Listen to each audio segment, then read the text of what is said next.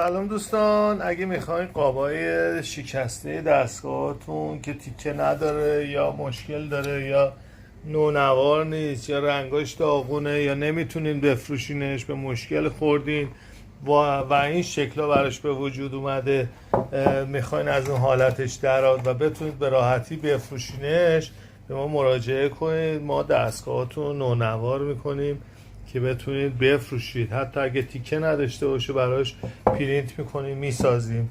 پس یادتون نره در خدمتتون هستیم. اینم پایان کار قابای پاناسونیک دوست عزیزمون که از جای مختلف شکستگی داشت، براشون ترمیم و بازسازی و رنگکاری شد.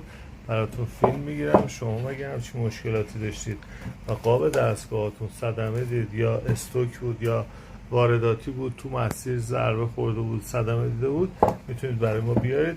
مثل قابای دستگاه دوست عزیزمون براتون بازسازی و رنگکاری میکنیم که بتونید به راحتی بفروشینش یا ازش استفاده کنید. در خدمتتون هستیم. ارادتمند.